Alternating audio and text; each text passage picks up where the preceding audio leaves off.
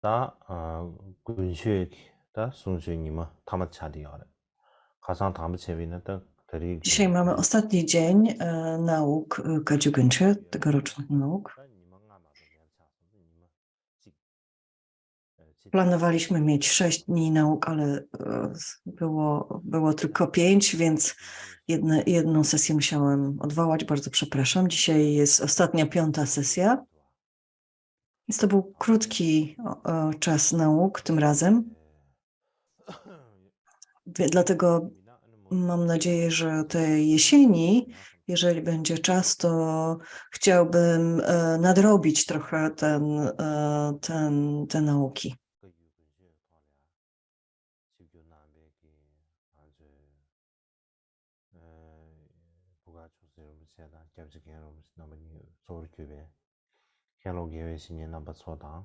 Dlatego chciałbym najpierw pozdrowić wszystkich Rinpoczów, szczególnie Khenpo Lodro, Rinpoche Bokhara, Rinpoche, wszystkich nauczycieli Khenpo, wszystkich uczniów, studentów Siedr zebranych podczas Kadziugyńcie i wszystkich pozostałych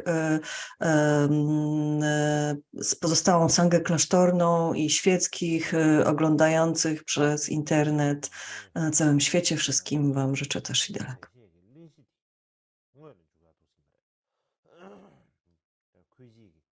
Dzisiaj tak naprawdę zaczniemy dopiero właściwą jakby rozmowę o tym wprowadzeniu do wyjaśnienia traktatu uzasadniającego tylko umysł napisanego przez Kuiji.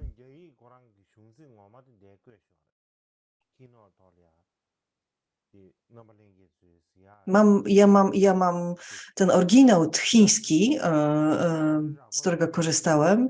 Będę pokazywał go na slajdach.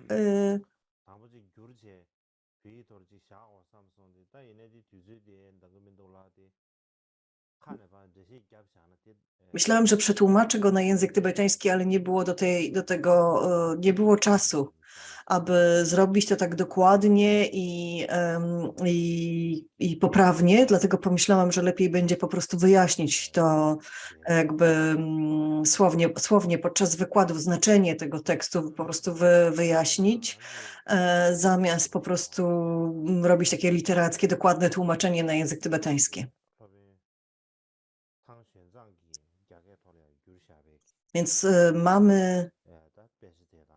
mamy ten traktat uzasadniający tylko umysł, czyli tłumaczenie komentarzy do 30 strof wykonane przez Xuanzanga i mamy wyjaśnienie do tego traktatu uzasadniającego tylko umysł, jakie są... Można też mówić nie tylko umysł, ale tylko świadomość, samą świadomość, tylko świadomość.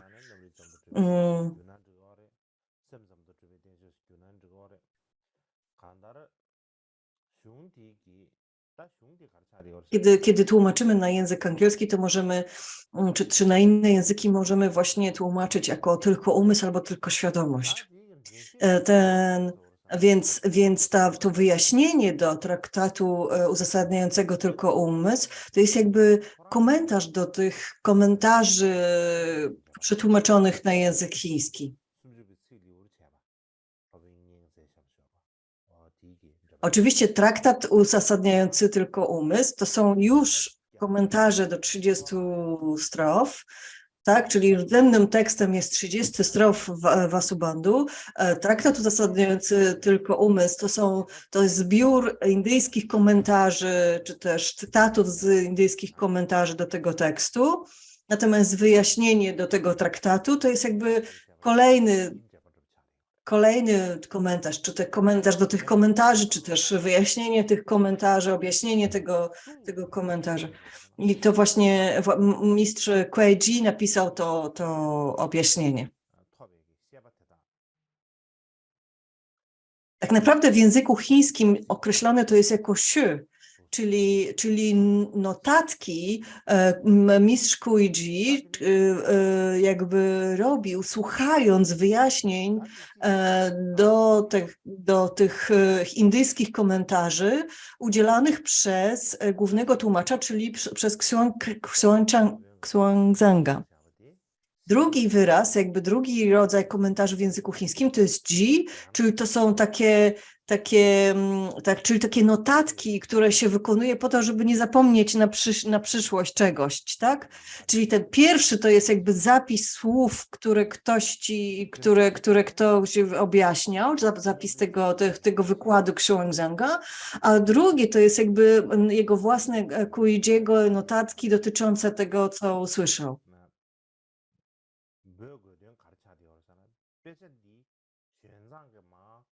Więc w zasadzie te wyjaśnienia do traktatu i to wyjaśnienie do traktatu uzasadniającego tylko umysł zawiera oba te formy komentarzy, czy w zasadzie można by powiedzieć, że to są notatki Kuiji, które on jakby spisał podczas wykładów, objaśnień udzielanych przez Xuanzanga podczas pracy nad tłumaczeniem tego tekstu.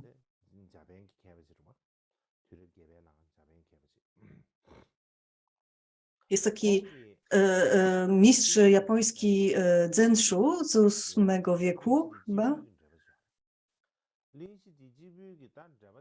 On napisał dodatkowo objaśnienie do tego wprowadzenia, czyli to objaśnienie, wyjaśnienie Kuiji jest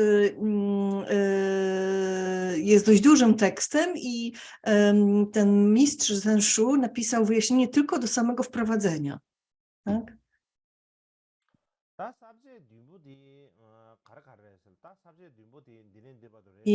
I jakby nie. To wprowadzenie dzieli się jakby obejmuje 7 tematów. 7 tematów jest z nich poruszanych. Pierwszym tematem jest pierwsze jakby objaśnienie tego, że natura Buddy przedstawiona w 30 strofach jest bardzo trudnym tematem do zrozumienia.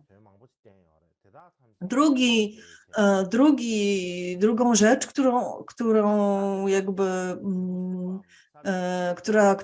drugim tematem, który pojawia się w tym wprowadzeniu, jest powód, dla którego Vasubandhu napisał 30 strof. Trzecim jest objaśnienie, skąd pochodzą te wszystkie komentarze do 30 strof zawarte w traktacie, czyli na przykład, że główny napisał Dharmapala i tak dalej.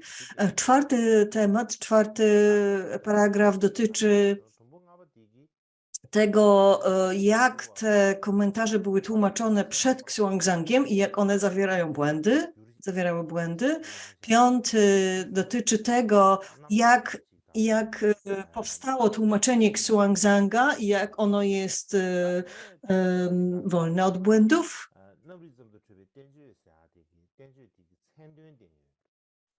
Szósty paragraf dotyczy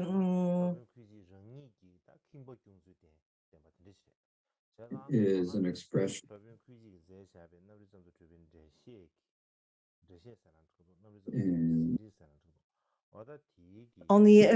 Szósty paragraf dotyczy objaśnienia traktatu tylko umysłu, jakby objaśnienie tytułu tego traktatu, dlaczego tytuł brzmi traktatu uzasadniający tylko umysł, a siódmy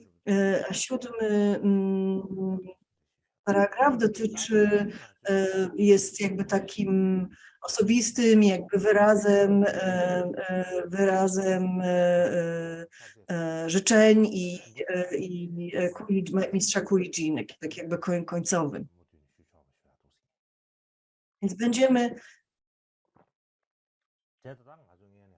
Więc będziemy po kolei jakby przechodzić przez te wszystkie tematy zawarte w tym wprowadzeniu. Jeżeli nie skończymy teraz, to spróbujemy skończyć jesienią. To są jakby słowa, oryginalne słowa tego pierwszego paragrafu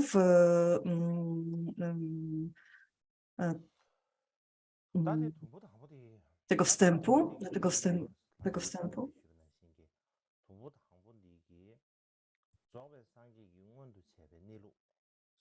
Więc ten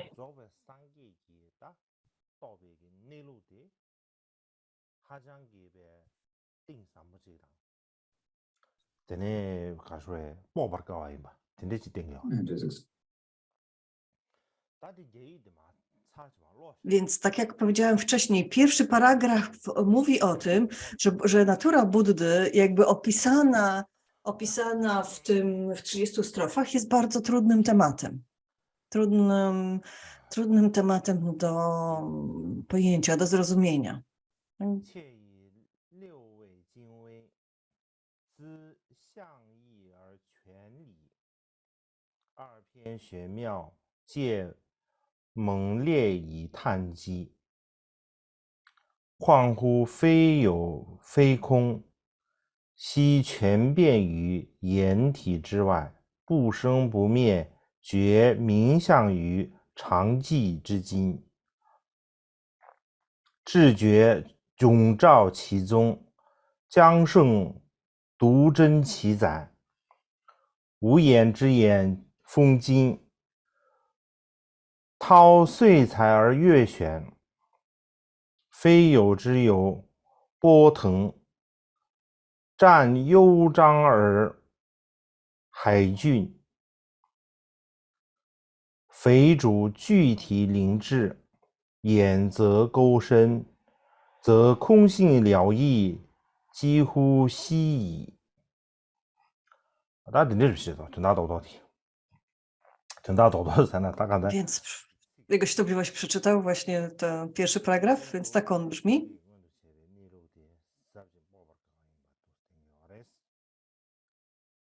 Więc mówi się tutaj o tym, jak natura Buddy jest bardzo głębokim tematem, bardzo głębokim przekazem. Więc teraz spróbujemy objaśnić sobie te słowa.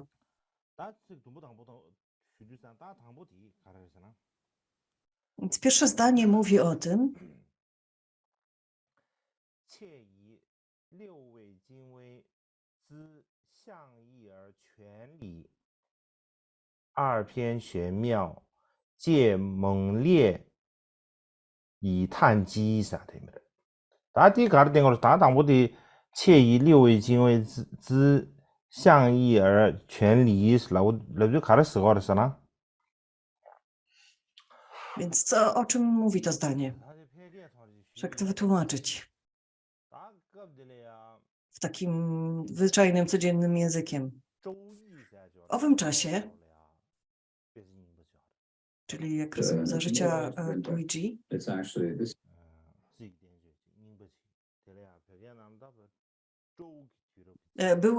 istniała już Księga Zmian, czyli tak zwany I Ching, która powstała za czasów dynastii Zhou. I Ching, czy też I Ching, jak my mówimy.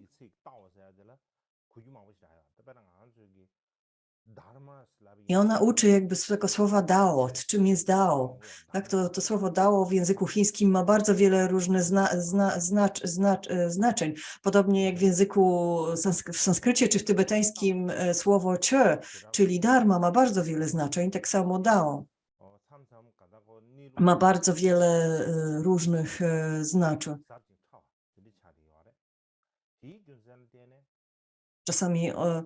Czasami oznacza właśnie taką bardzo dogłębną, subtelną naturę. Więc kiedy mamy taki tekst jak I Ching, nie możemy go po prostu, on jest bardzo tak głęboki, że nie możemy go zrozumieć tak sami z siebie. Musimy przeczytać, możemy go zrozumieć tylko poprzez tak inny tekst, który się nazywa 10 skrzydeł, czyli komentarz do I Ching napisany przez Konfucjusza.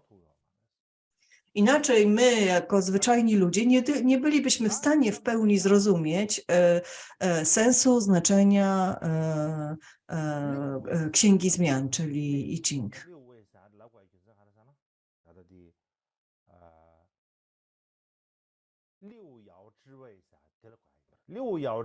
Tam na przykład pojawia się słowo heksagram, czyli 6 alternatyw, tak? 6 opcji, która jakby objaśnia te wszystkie heksagramy, różne możliwości tej księgi i jakby przepowiedni różnych wróżb, które były wtedy zawarte w Księdze Zmian. I one są określone jako heksagram.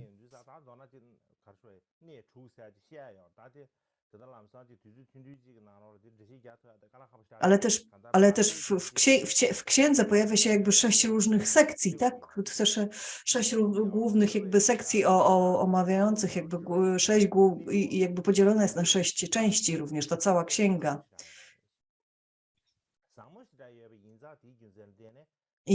I cała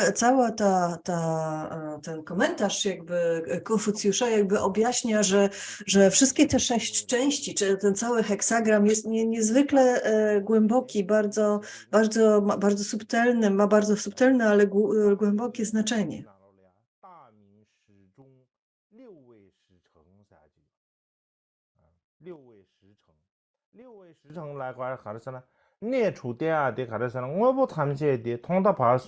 I one jakby wyjaśnia ten komentarz o tym, jak od początku do końca, jak wszystko się pojawia w takich różnych sekwencjach, za każdym razem trochę innych i zmiennych i tak dalej.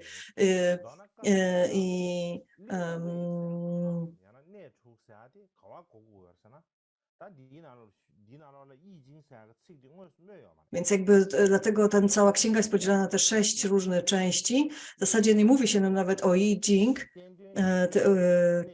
czy I Ching, tylko mówi się raczej o tym heksagramie i o znaczeniu tego heksagramu. I dopiero jakby rozumiejąc te wszystkie 6 części, rozumiemy znaczenie Księgi Zmian, czyli tego właśnie tych kolejnych sekwencji, które pojawiają się jedna po drugiej i w taki zmienny sposób, za każdym razem nieco inny i w innych łączeniach. Więc jakby znaczenie tej Księgi Zmian jest tak głębokie,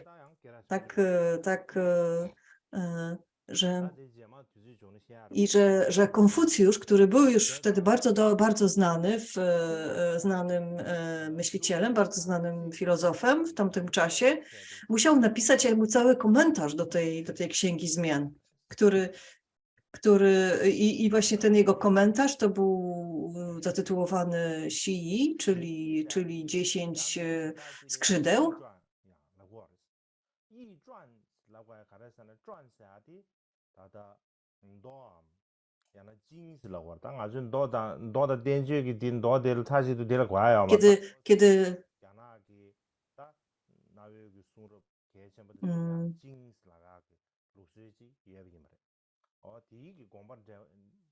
Takie teksty, starochińskie teksty były nazywane Jin i one są jakby takie właśnie, powiedzmy, że to były takie jakby rdzenne teksty chińskiej filozofii i komentarze do nich, tak? Więc jakby ta Księga Zmian jest jakby tym rdzennym tekstem, i one mają, a 10 skrzydeł to jest jakby komentarz do niej.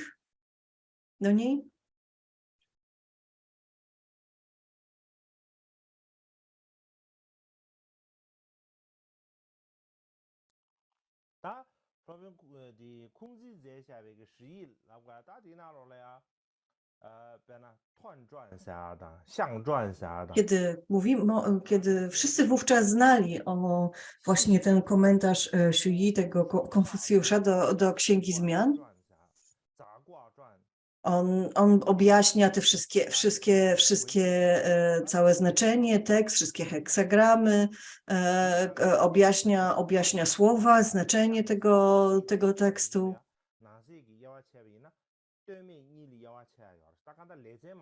Jest podzielony na różne sekcje, różne tomy. Dlatego nazywa się 10 skrzydeł, ponieważ komentarz ma 10 jakby takich swoich części. I pośród nich pojawia się na przykład słowo xiangzi,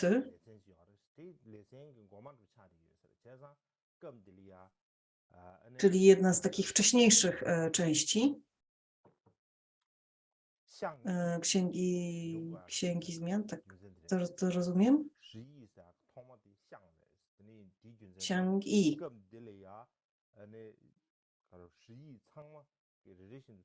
Więc to jest jakby takie xiangyi, czyli pierwsze yi, czyli jakby pierwsze skrzydło.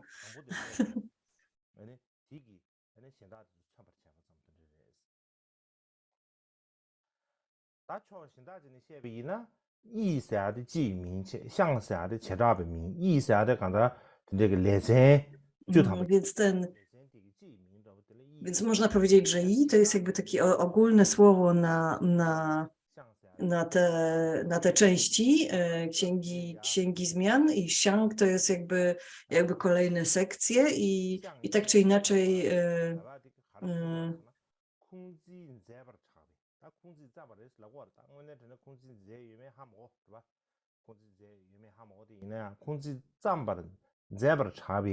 tak naprawdę nie wiemy, czy to na pewno napisał Konfucjusz, ale tak się teraz uważa, więc on jest ogólnie uważany za autora tego komentarza, tego tekstu, Xiangyi.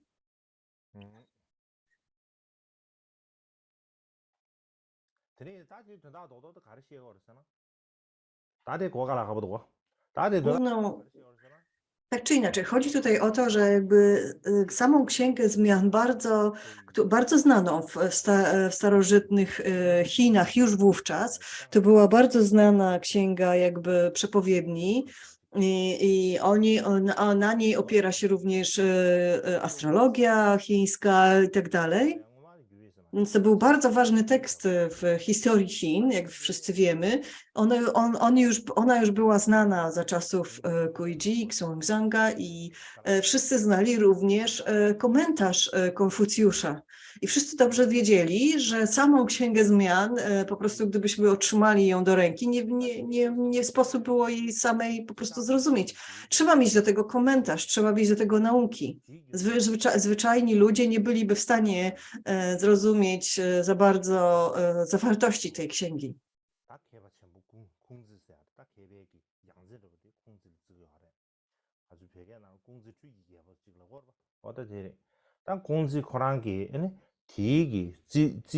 Więc jakby Konfucjusz oczywiście był takim, nie wiem, królem mędrców, tak, w Chinach. Napisał właśnie ten komentarz po to, żeby ludzie mogli rozumieć sens i znaczenie Księgi Zmian. I o tym mówi to pierwsze zdanie.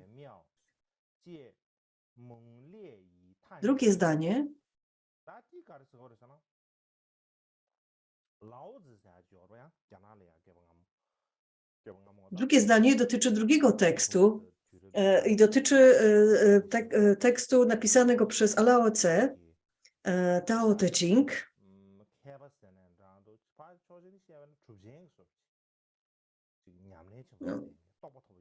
On też jakby był takim w pewnym sensie chińskim Mahasidą, czy też mędrcem starożytnych Chin.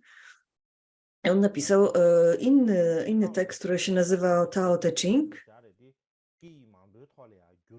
Bardzo znany tekst, prawda? Był przetłumaczony na wiele języków.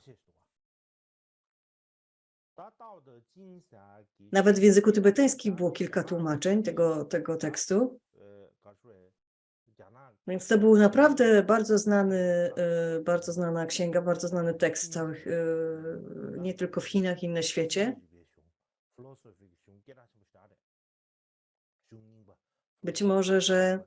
Być może, że to jest najbardziej znany i najsławniejszy tekst dotyczący starożytnej filozofii Chin, starożytnych Chin. Więc to tak naprawdę, więc Tao Te Ching tak naprawdę znaczy dwa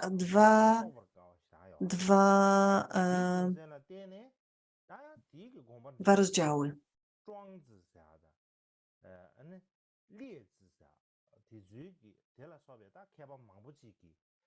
Więc żeby zrozumieć ten tekst Tao Te Ching, to znowu nie możemy, bardzo ciężko jest go zrozumieć jakby przez zwyczajnych ludzi. Żeby go zrozumieć, znowu musimy mieć komentarz objaśniający zewnętrzne i bardziej wewnętrzne, ukryte znaczenie całego tego.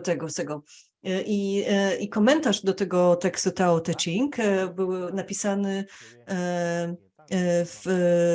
przez Zhongzi, bardzo znanego uczonego starożytnych Chin, bardzo znanego wówczas w Chinach. Oczywiście on nie był buddyjskim mędrcą, tak naprawdę był generałem w armii chińskiej, ale właśnie napisał taki bardzo znany komentarz do Tao Te Ching.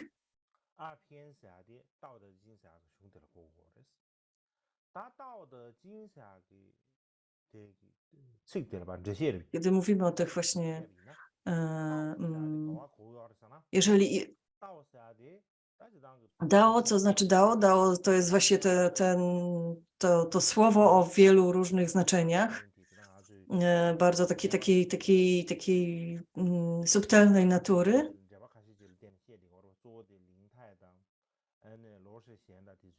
Bardzo wiele komentarzy jakby omawia w ogóle samo to słowo Tao, co znaczy Tao.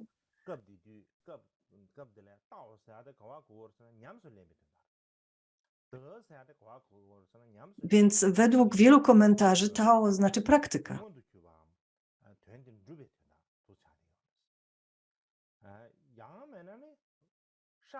Więc D znaczy też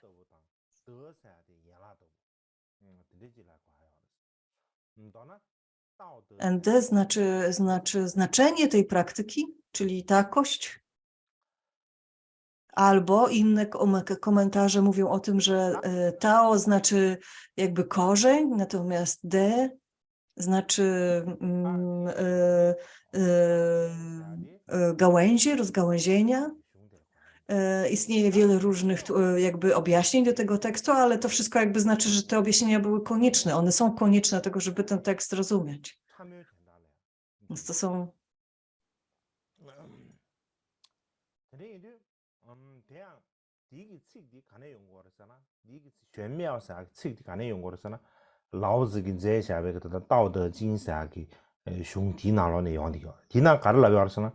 无名天地之始，有名万物之母。常无欲以观其妙，常有欲以观其微。此两种同出而异名，同谓知玄。玄之又玄，众妙之门。大家这几个，这玄之又玄，众妙之门啥个？玄妙啥个册的啊？那老子个道德经啥第一个册。Teraz kolejne jakby kolejne zdanie, tutaj jakby jego świątobliwość cytował ten tekst Lao Tzu z Tao Te Ching.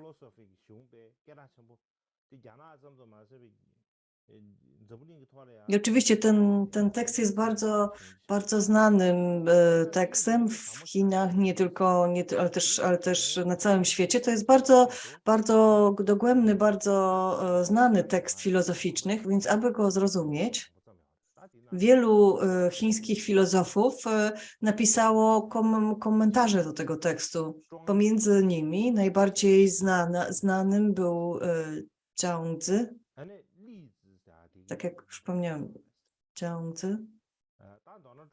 I inni również napisali komentarze.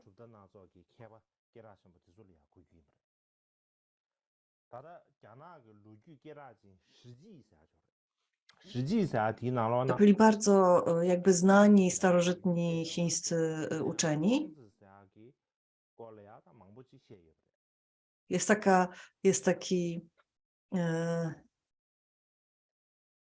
również taki tekst, który jakby taki historyczny tekst, historyczna jakby kronika, która wspomina tych uczonych i te teksty napisane przez nich.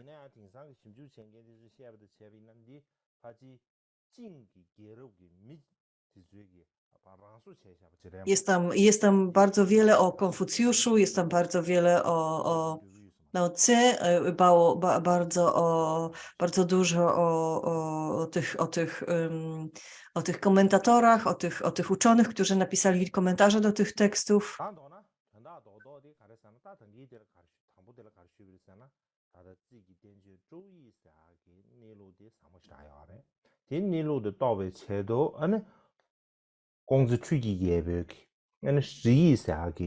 Tak czy inaczej, chodzi głównie o to, że te teksty były bardzo dogłębne, bardzo trudne do zrozumienia po prostu i dlatego, aby zrozumieć takie teksty jak I Ching czy Tao Te Ching, to trzeba było zrozumieć, jakby trzeba było przeczytać komentarze, przestudiować komentarze do tych tekstów.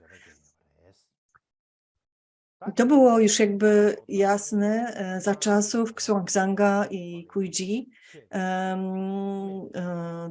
Te teksty, komentarze do nich już wtedy istniały.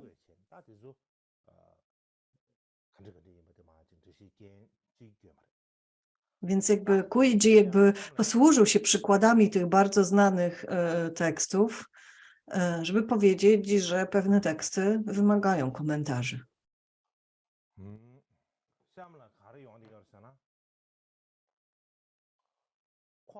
I w kolejnym zdaniu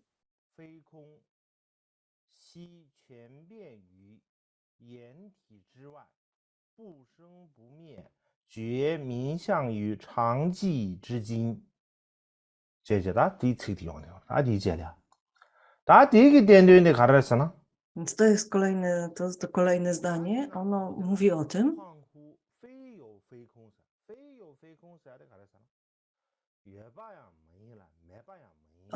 co znaczy Feio Feikan. On mówi o tym sławnym buddyjskim jakby sformułowaniu Buddy, które mówiło ani istniejący, ani nieistniejący. Więc istnieje jest stwierdzenie Buddy, tak, ani istniejący, ani nieistniejący. I I Ching, więc jakby tutaj jakby Kuiji wyjaśnia, że Mahayana i Buddy, i tekst, i sformułowania, jakby filozofia buddyjska jest bardzo głęboka. Na przykład mówiąc o naturze Buddy, mówi o tym, że jest nieistniejąca i nieistniejąca, która pojawia się w filozofii buddyjskiej i nie można tego sformułowania zrozumieć bez komentarzy objaśniających objaśniających.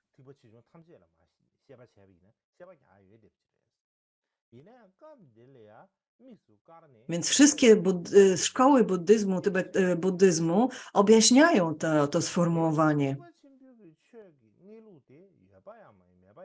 Ono w szczególności dotyczy Dharmy Mahayany, to on jest jakby sednem jakby Mahayany Dharmy jest objaśnienie pustości i to sformułowanie wówczas pojawia się bardzo często.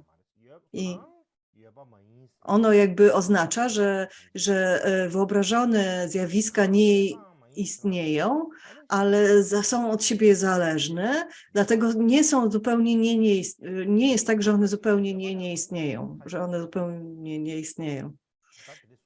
Więc nie można powiedzieć, że istnieją i nie można powiedzieć, że nie istnieją. Stąd powstało to sformułowanie, które powiedział Buddha, ani istniejący, ani nieistniejący.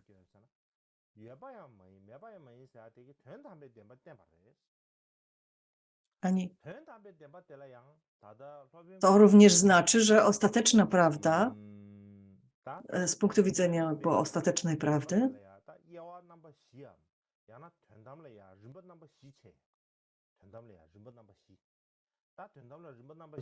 ma jakby, że tam są jakby cztery jakby poziomy widzenia na poziomie ostatecznej prawdy. Nie będziemy teraz tych jakby wszystkich opisywać, objaśniać.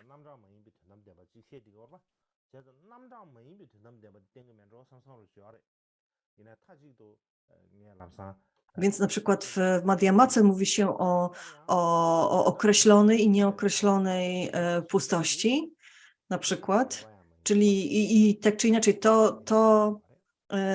i tak dalej, tak czy inaczej w Mahajanie, na tym czwartym poziomie ostatecznej prawdy właśnie pojawia się ten termin, ani istniejąca, ani nieistniejąca, ani istnieje, ani nie istnieje, ani nie istnieje, ani istnieje, ani nie istnieje.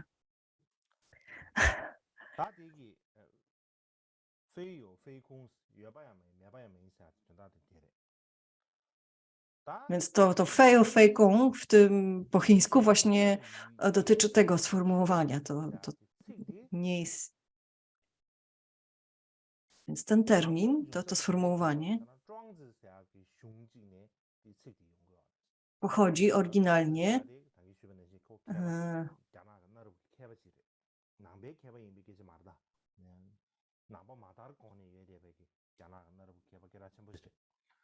Więc podobne sformułowanie pochodzi od takiego chińskiego, starożytnego chińskiego uczonego, również bardzo znanego, który użył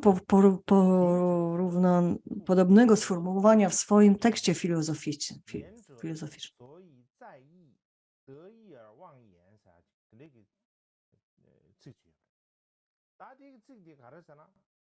Jakoś ktoś przeczytał jakby ten zdanie z tego tekstu.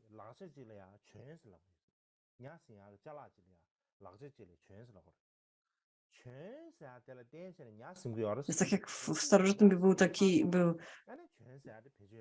jakby łowiło się ryby, tak? Kiedy już złowiło się rybę do takiej sieci, to nie potrzebujemy już tej sieci, tak?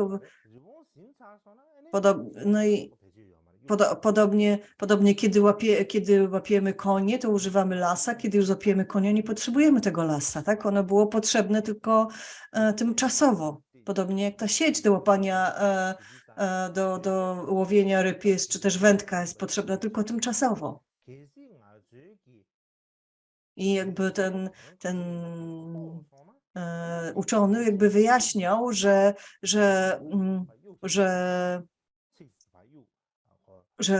słowa, one tylko wskazują na pewne dogłębne znaczenie. Kiedy już pojmiemy, urzeczywistnimy to znaczenie, więc wtedy możemy jakby zapomnieć o tych słowach. One tylko wskazują na znaczenie. Kiedy urzeczywistniwszy w sobie to znaczenie, nie potrzebujemy już słów. Możemy je odrzucić, możemy je pominąć. One już przestają być ważne.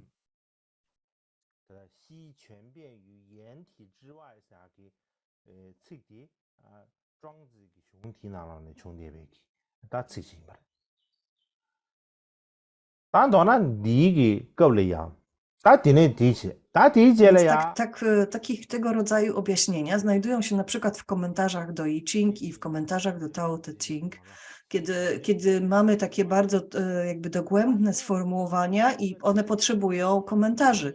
I jakby podobnie nauka Buddy, filozofia Buddy, Dharma Buddy wymaga tego rodzaju komentarzy, ponieważ ona ma również takie dogłębne sformułowania.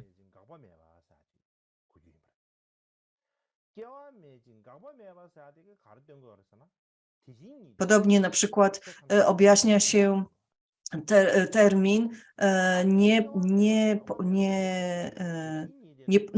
nie przejawiająca się i nie zanikająca. Tak? Są tego rodzaju sformułowania, które też które określają takość, tak? Które określają ostateczną naturę. 觉冥象与常寂之经了，常寂之经啥的搞的是呢？常寂之经啥的啊？提醒你的过搞的是，搞的是呢？提醒你的缺他们这个内陆，热的以内啊，它一个人性的信度需要强调，缺他们这个内 I 陆。 wobec czego komentarze jakby objaśniają, że ta takość, czy też ta ostateczna natura jest naturą wszystkich zjawisk i jest bardzo stabilna, bardzo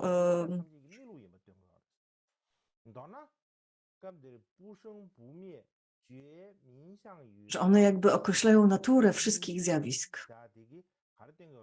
Te Ching, już, przepraszam, nie.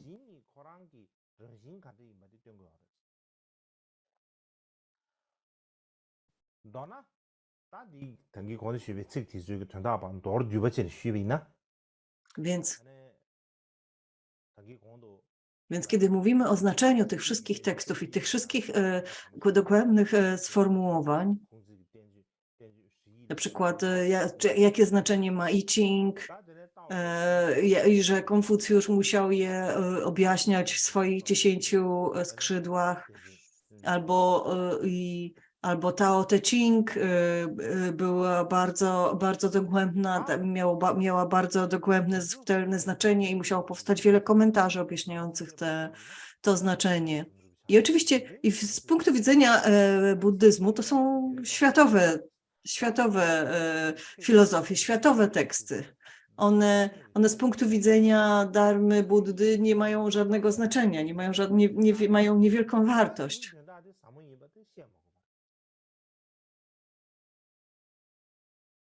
W zasadzie Dharma Buddy wychodzi jakby poza tego rodzaju światowe określenia, światowe filozofii. Więc aby zrozumieć i aby ukazać prawdziwe znaczenie tego rodzaju dharmy, tego rodzaju filozofii, pojawiło się na świecie wielu bodhisattvów, którzy rozumieli, urzeczywistnili tą dharmę doskonale i którzy byli w stanie napisać rozległe komentarze objaśniające różne tego rodzaju terminy. Dzięki nim, dzięki tym komentarzom, my wtedy i dzisiaj, może tacy zwyczajni ludzie jak ja, możemy zrozumieć te dogłębne sformułowania zawarte w Dharmie Buddy.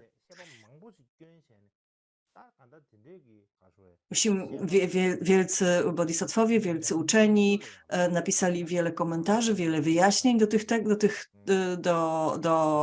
rdzennych tekstów, do rdzennych sformułowań Buddy. Gdybyśmy czytali je po prostu, te rdzenne teksty po prostu je czytali, nie bylibyśmy w stanie bez komentarzy ich zrozumieć.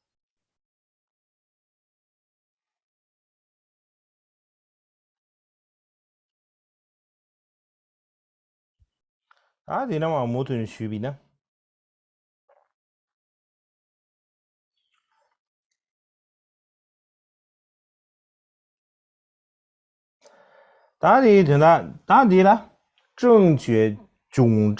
Więc teraz mamy 6 takich wersów.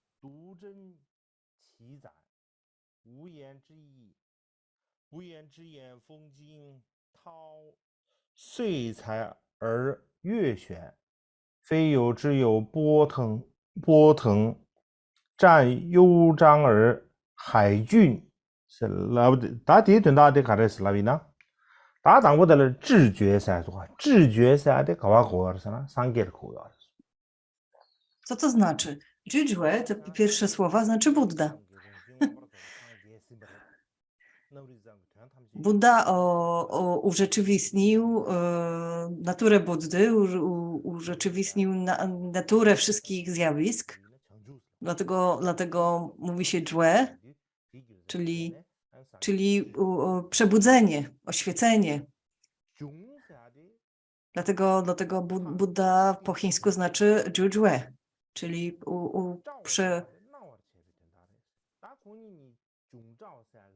Potem na kolejne słowo Chao, Jung Chao jest usunięcie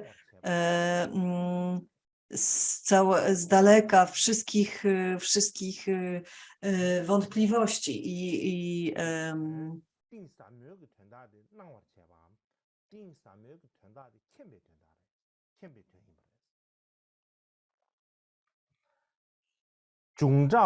czyli te słowa znaczą tak naprawdę Ju znaczy bodhisattva.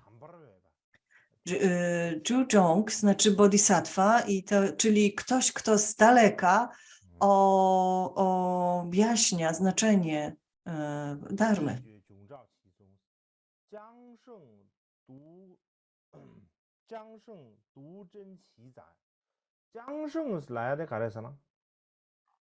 Jiangshun, to sformułowanie po chińsku, znaczy właśnie jakby objaśnianie to są jakby szlachetne istoty.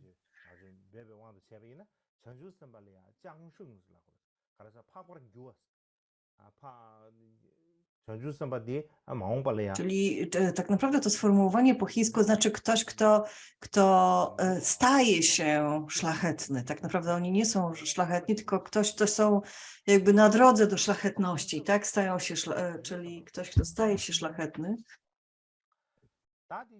Czyli to tak naprawdę w gruncie rzeczy to sformułowanie po prostu znaczy bodhisattwowie.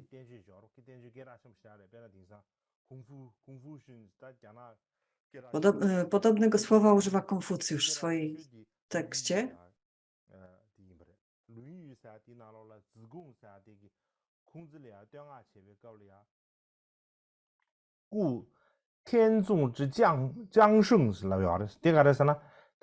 Więc wówczas tam również pojawia się takie określenie,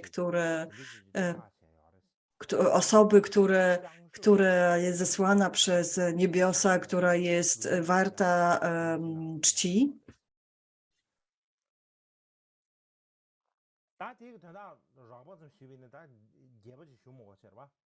Tego rodzaju słowo pojawia się również tutaj, w tym naszym tekście, które oznacza jakby dharmę, że dharma jest warta właśnie tego rodzaju czci.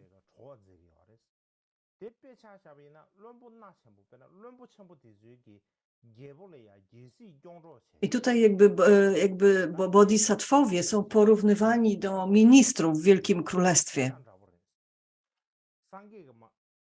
Więc jest król, który zarządza całym krajem i ma ministrów, swoich pomocników. Podobnie Buddha był głównym nauczycielem, który przekazał dharmę, ale dzięki bodhisattwom my teraz jesteśmy w stanie zrozumieć te słowa Buddy.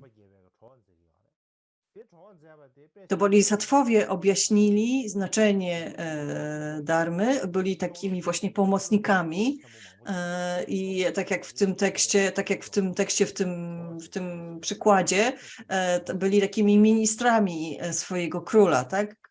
Tak jak samo jak ministrowie pomagają królowi w zarządzaniu królestwem, tak bodhisattwowie pomagali Buddzie.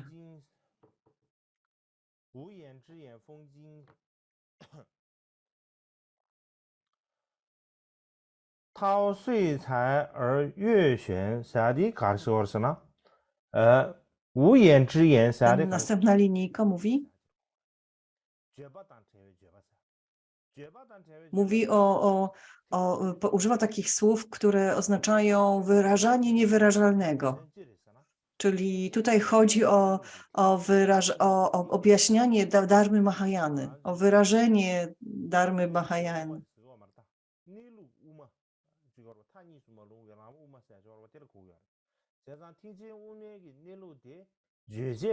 Tutaj nie chodzi o Madhyamakę, chodzi o taką jakby naturę dharmy, o prawdziwą naturę dharmy. Ona jest nazywana niewyrażalną, że jest takim słowem, które znaczy niewyrażalne. Ale dzięki słowom Buddy i dzięki słowom bodhisattvów jesteśmy w stanie, oni byli w stanie jakby wyrazić to, co jest niewyrażalne.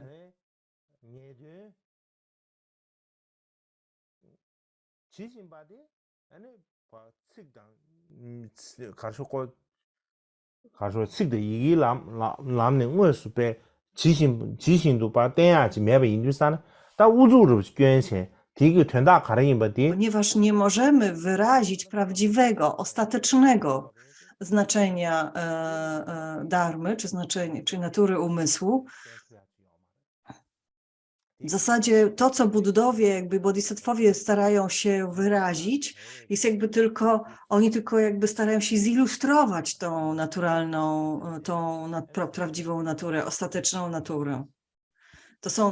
Trzeba pamiętać, że słowa tylko wskazują, jakby pokazują nam, wskazują na ostateczne znaczenie.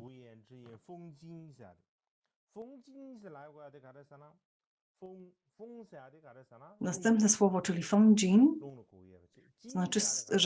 oznacza wiatr.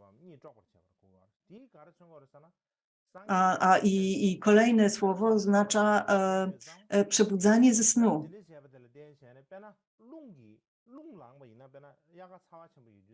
Czyli Buddha nauczał dharmy, bodhisattwowie napisali te komentarze do słów Buddy i one są jak taki wiatr, który budzi istoty, a jednocześnie rozwiewa wszelkie wątpliwości, tak jak wiatr rozwiewa chmury, rozwiewa kurz, rozwiewa mgłę. I tym właśnie są komentarze i słowa wyjaśnień bodhisattvów. Teraz będzie 20 minut przerwy.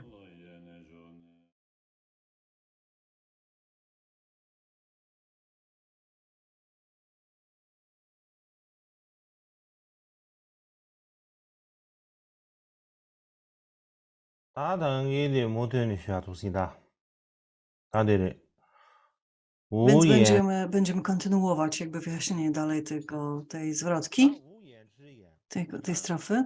Kolejnymi słowa to jest właśnie ten feng, czyli wiatr.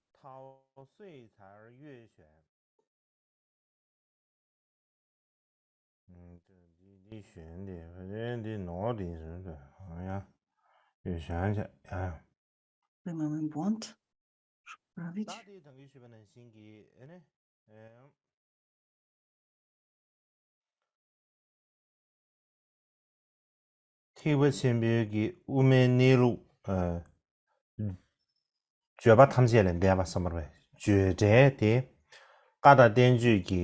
Tak jak wspomniałem wcześniej, tutaj ta środkowa ścieżka to tutaj oznacza naturę, niewyrażalną naturę, którą Buddha i bodhisattwowie starali się wyrazić słowami, czyli starali się wyrazić słowami coś, co jest niewyrażalne.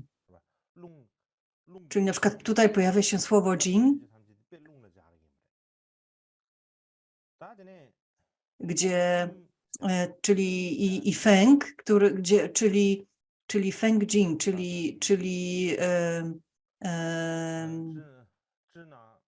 czyli te komentarze bodhisattvów są porównywane tutaj do wiatru, który rozwiewa te wątpliwości.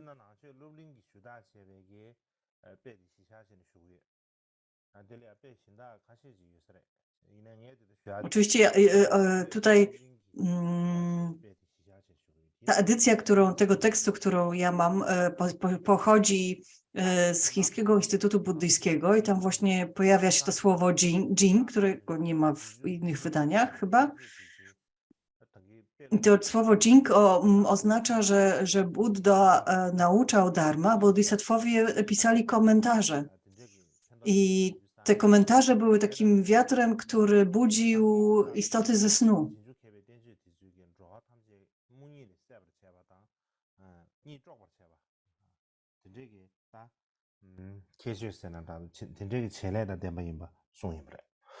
Czyli jakby to jest jakby takie przebudzanie ludzi ze snu ignorancji.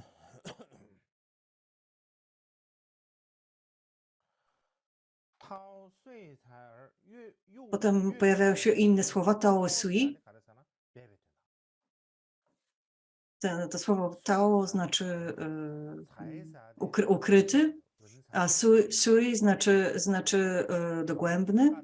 Potem pojawia się Kai, czyli słowa, które wyrażają to dogłębne, ukryte, to, co jest dogłębne i ukryte.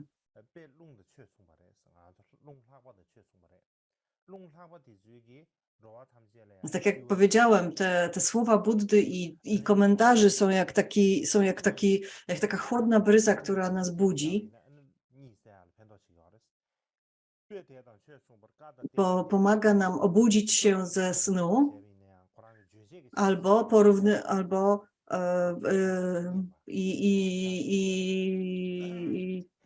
i do takiego wiatru porównywane są właśnie te słowa, które wyrażają ukrytą to, co ukryte i dogłębne.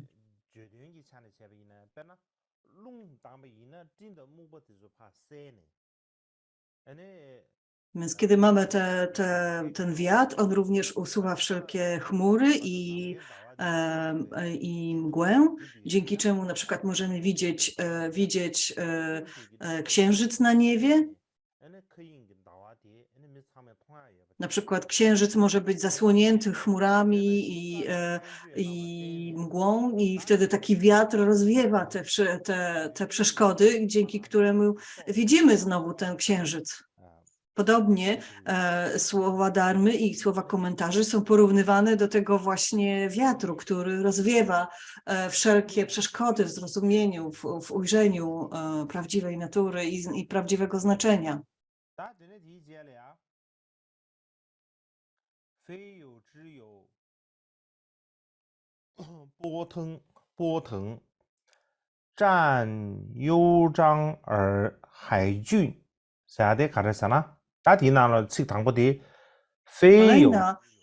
Kolejna linijka mówi ani istniejący, ani nieistniejący.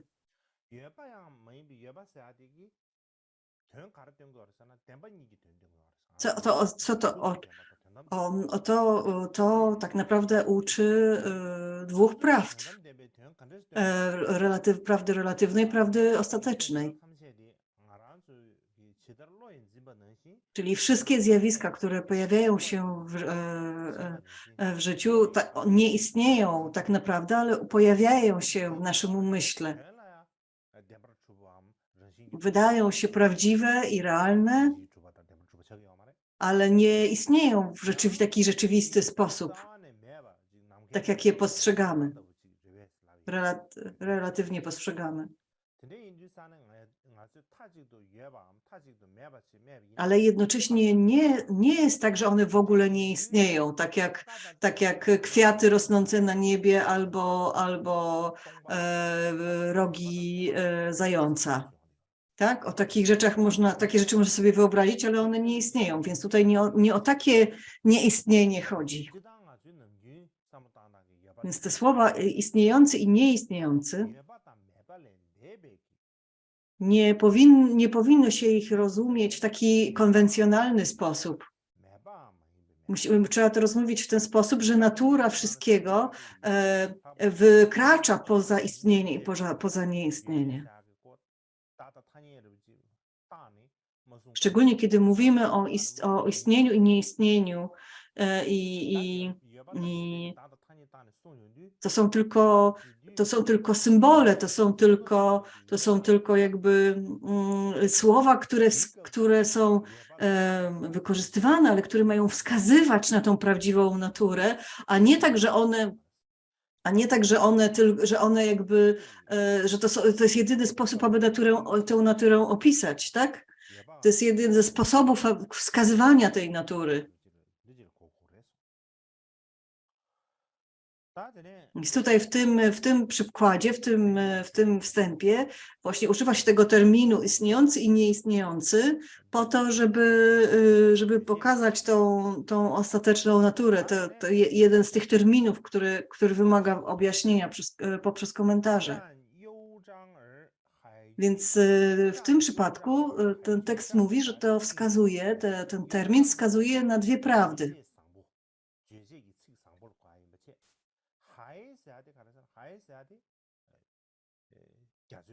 Pojawiają się kolejne słowa. Shang, czyli dogłębne i głębokie. Yujiang, czyli to znaczy dobre słowa, dobry tekst. I Hai, który oznacza ocean.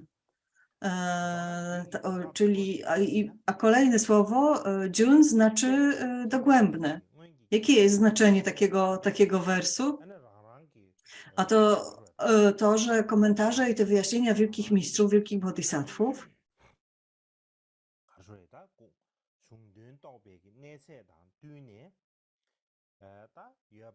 ci bodhisattwowie musieli mieć odpowiedni poziom urzeczywistnienie, aby objaśnić znaczenie takiego terminu, że coś istnieje i nie istnieje, ale jest jednocześnie ani istniejące, ani nieistniejące i tak dalej.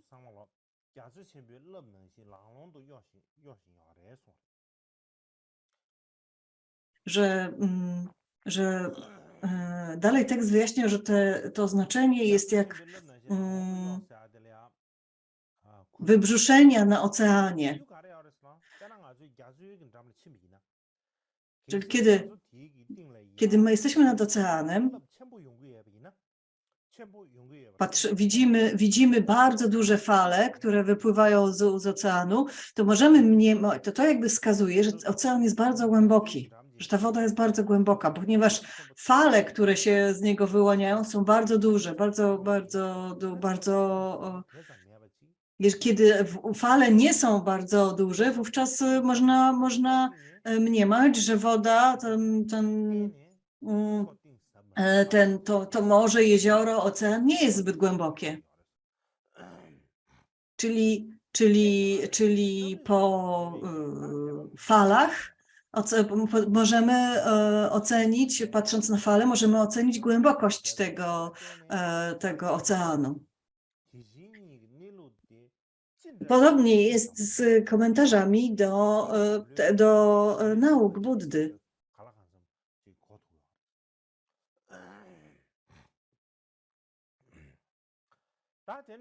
Dzięki tym komentarzom i tym słowom zawartym w tych komentarzach możemy ocenić jakby głębokość, jakby dogłębność, subtelność tekstów Buddy. Więc główny tekst jest bardzo głęboki, ale w taki sposób dla nas na pierwszy rzut oka niewidoczny. Dopiero kiedy przeczytamy komentarz, dopiero rozumiemy, jak bardzo głęboki jest ten tekst, który jest komentowany.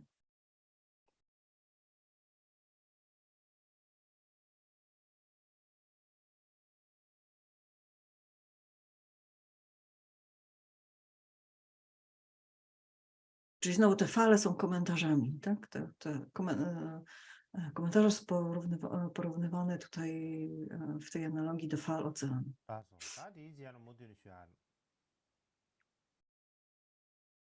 Teraz dalsza część tekstu mówi.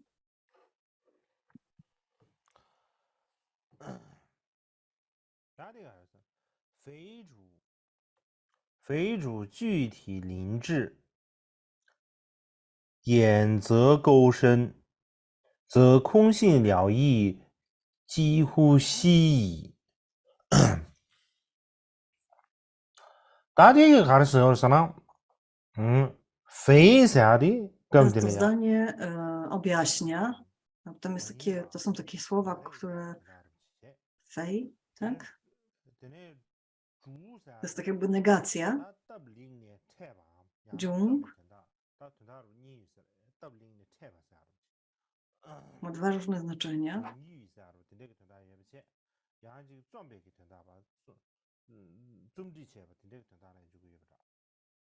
To może oznaczać pisać, albo komponować, albo słuchać.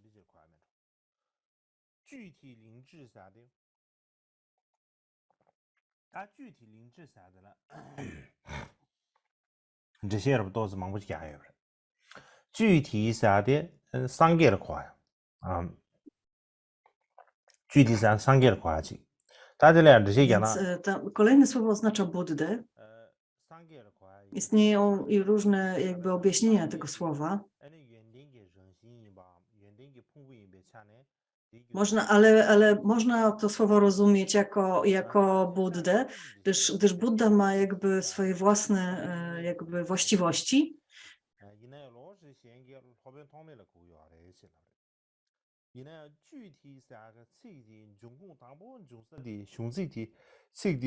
Niektórzy objaśniali, że tutaj chodzi o Vasubandhu, ale inne komentarze mówią, że tutaj chodzi o Buddę.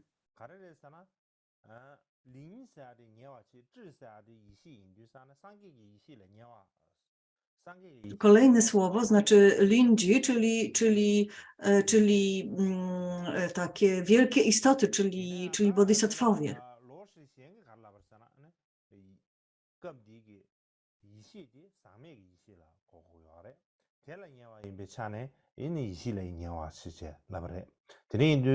Tutaj wielu komentarzy mówi, że tutaj chodzi, te słowa oznaczają tak naprawdę dogłębną mądrość, czyli bodhisattvów, którzy są na ścieżce widzenia.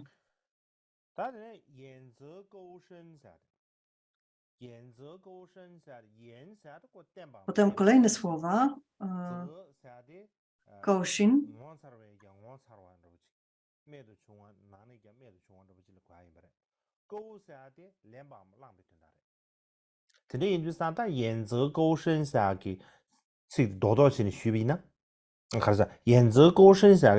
więc tutaj chodzi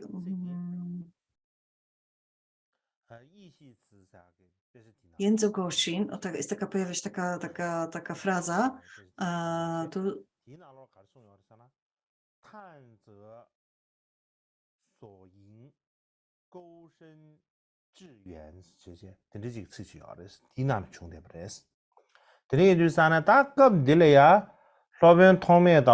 to jest tak naprawdę takie sformułowanie wzięte z tekstu z I Ching.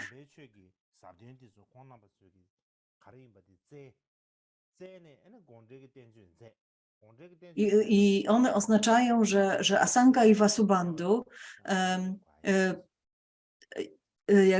jakby wyszukali to takie ostateczne znaczenia w tekstach, sutrach i tantrach i potem napisali teksty, które pozwoliły upowszechnić tą wiedzę, upowszechnić tą prawdę.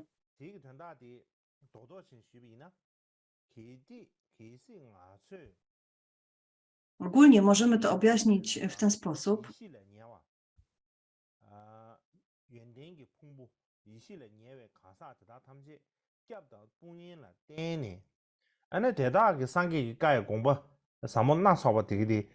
Jeżeli będziemy jakby polegać na wszystkich tych osobach, które poznały ostateczne znaczenie i jakby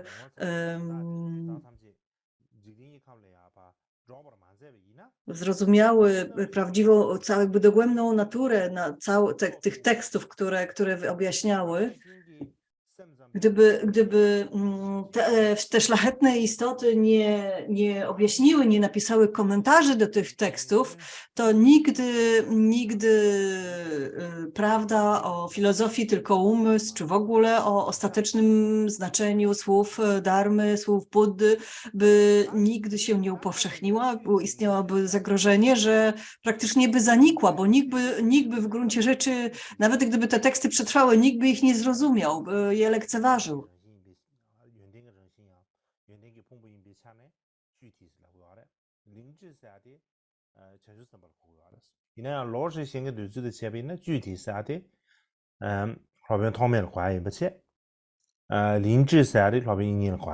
Więc tutaj jakby chodzi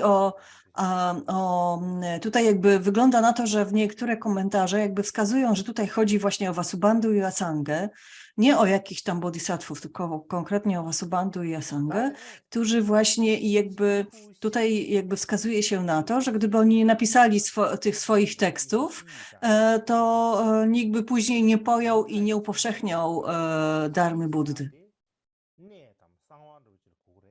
W kolejnym jakby komentarzu Ling Tai, czy tego autora, jednego z autorów tego komentarzy, kolejne słowa znaczą sedno albo też tajemnicę, czyli Ji.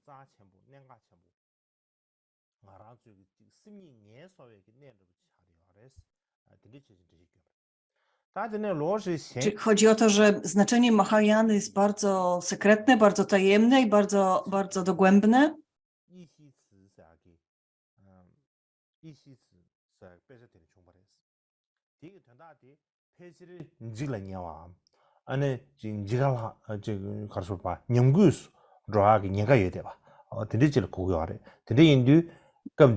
Więc w niektórych komentarzach mówi się również, że tutaj chodzi o taką prawdę, o coś, co jest bardzo cenne i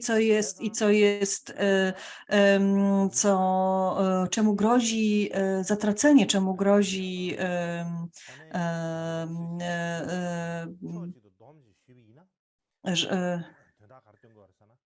więc dzięki temu, i później dalej ten tekst mówi, że dzięki temu, że ponieważ instrukcje i Mahayany są takie dogłębne i takie tajemne, przez to są bardzo cenne, ponieważ to jest jakby ta prawda, w której może spocząć umysł w swojej własnej esencji, swojej własnej naturze. Więc gdyby nie mistrze tylko filozofii, tylko umysł, tacy właśnie jak Asanga i Vasubandhu, nikt by o nich nie wiedział. Nikt by nie rozumiał, nikt nigdy nie propagowałby i nie zrozumiał nawet nauk o ostatecznym znaczeniu i nauk o pustości i wówczas te nauki by zanikły.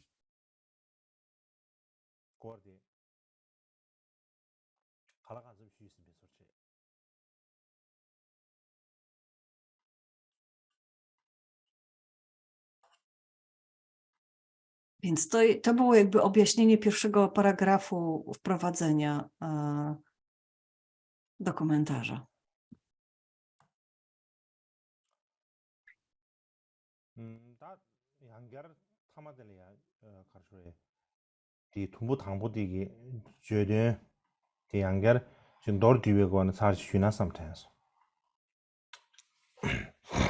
Myślę, że powinienem jakby podsumować to wszystko, co teraz powiedzieliśmy.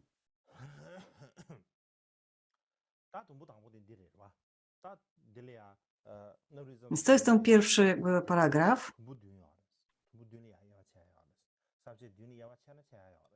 Tak jak powiedziałem, to wprowadzenie do komentarza ma dotyka jakby 7 tematów. To jest ten pierwszy z nich.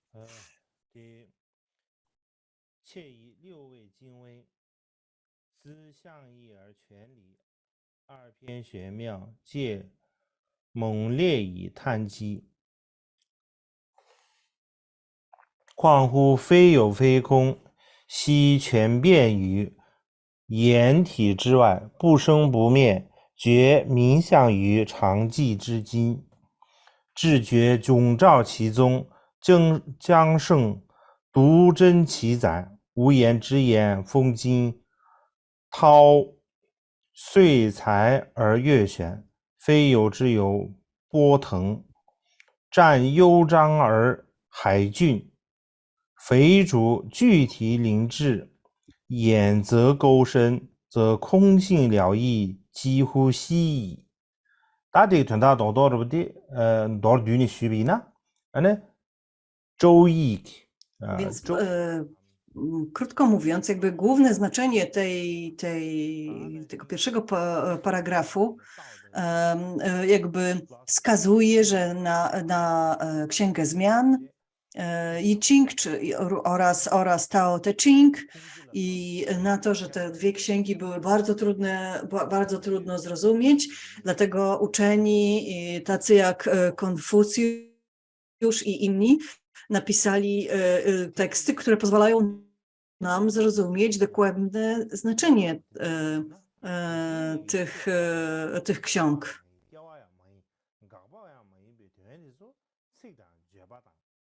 Więc jeżeli tego rodzaju teksty, jeżeli tego rodzaju księgi, które nie dotyczą w ogóle filozofii buddyjskiej, są takimi, to jest taka światowa, samsaryczna wiedza i one wymagały takich dodatkowych ksiąg z objaśnieniami, to tym bardziej Dharma Buddy, która objaśnia znaczenie takości, prawdziwej natury, rzeczywistości i używa tego rodzaju terminów, jak istniejący i nieistniejący, pojawiający się nigdy, nie pojawiający się, coś, co się nigdy nie pojawia i nigdy nie ginie, tak? Tego rodzaju sformułowania pojawiają się w filozofii Buddy, w naukach Buddy, więc tym bardziej one wymagają komentarzy.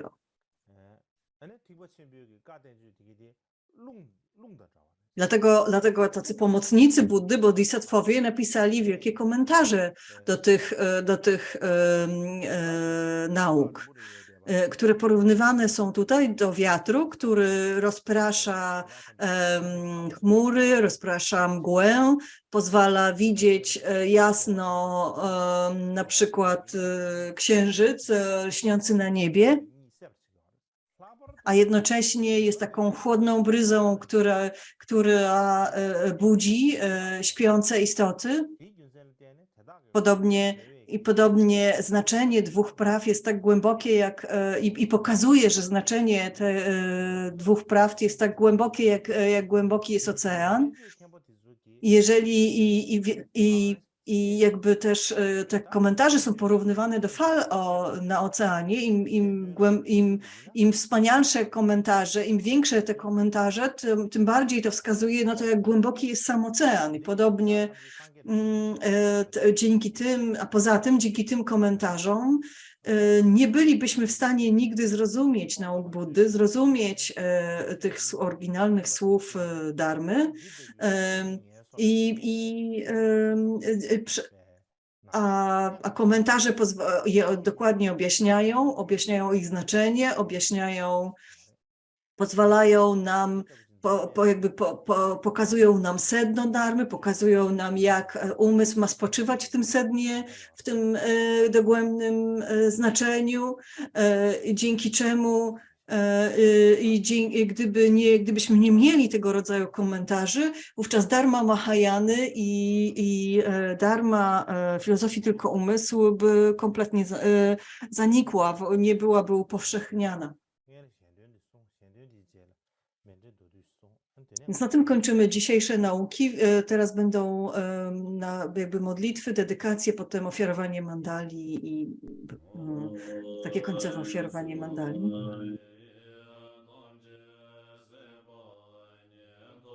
Bye.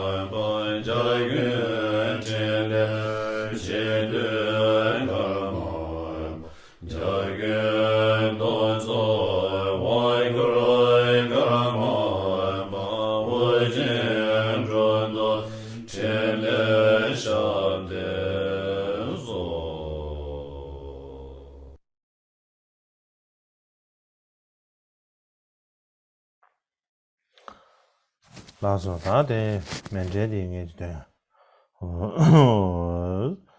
常在瓦当举进小巴当解作也让归些做外，给我中些大概介绍吧，他们这大概讲究见我。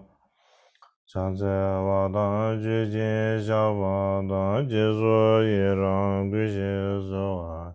给我就是大概介绍，他们这大概讲究些我，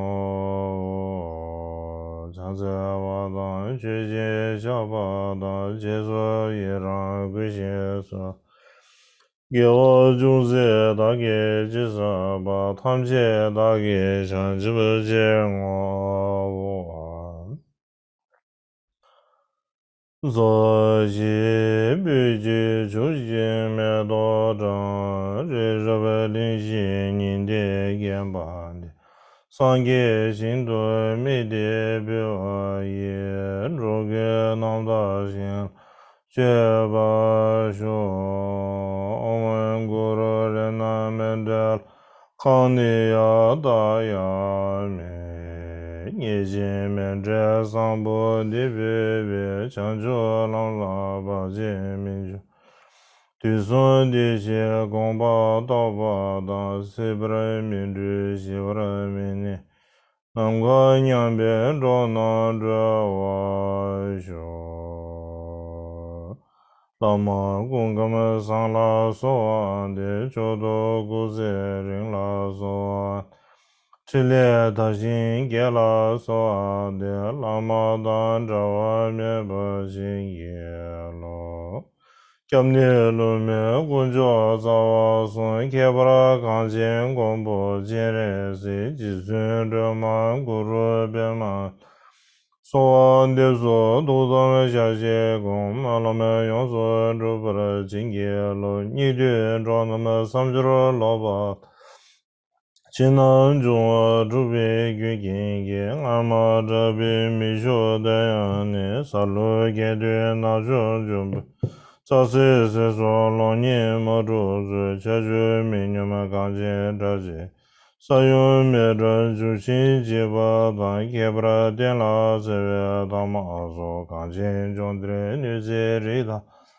牛犊谢谢在内中给了解，每当面面着他的给了相处什么人不，俺给的女子什么这平均强别什么当的那样培育的为的给把给。上个电报大概与你想做什么叫我世界电别的空的给我找我感觉。到时老说弄不了个月的，说的明白这不着有钱。饭店老面下边电报单，看你们用了的给叫当大型马路操啥日讲， 뉴르도 상계 살랑 그 바라쇼 아주 다 미세게 열배 아 송시나 되게 이기마라 미세 이기마라 Czy jeszcze jest coś do recytowania? Już chyba nie. Kończymy. Więc na tym kończymy dzisiaj. Jutro jest ostatni dzień Kadziukunczy, więc jutro wieczorem, nie wiem o której to dokładnie było,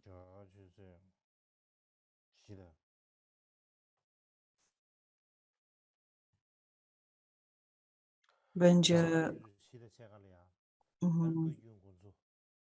o 4:30 czasu indyjskiego będzie taka pudża pieśni do urzeczywistnienia.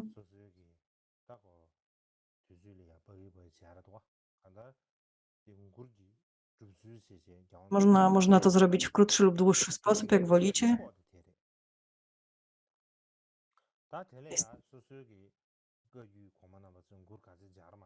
Więc tak można to zrobić tak, jak opisał to Micio Dorje, to jest taka jakby, więc jak chcecie, ile ma, w zależności od tego, ile macie czasu, możecie jutro wykonać to tak w taki czy inny sposób. Więc to będzie jutro po południu. 4:30 to 6:30. Od 4:30 do 6:30 czasu indyjskiego. Spróbuję dołączyć do Was, zobaczę, czy będę mógł. Więc na tym kończymy. Nie mamy już więcej nic do dodania chyba, ale jak powiedziałam wcześniej, mieliśmy bardzo mieliśmy krótkie sesje, krótkie nauki teraz, dlatego że trzeba było zmieścić jakby przekaz całych wszystkich dzieł zebranych Gampopy, ofiarowanych przez jego eminencję Jalsabha Rinpoche, i to zajęło sporo czasu, dlatego mieliśmy mniej czasu na wykłady. Ale jeżeli później w tym roku będzie trochę czasu, to chciałbym kontynuować ten temat. Inaczej przez 10 lat nigdy nie skończę tych nauk. Muszę trochę nadrobić. Teraz nie jestem w stanie jakby określić, kiedy dokładnie to się będzie mogło wydarzyć, ogłosimy to później.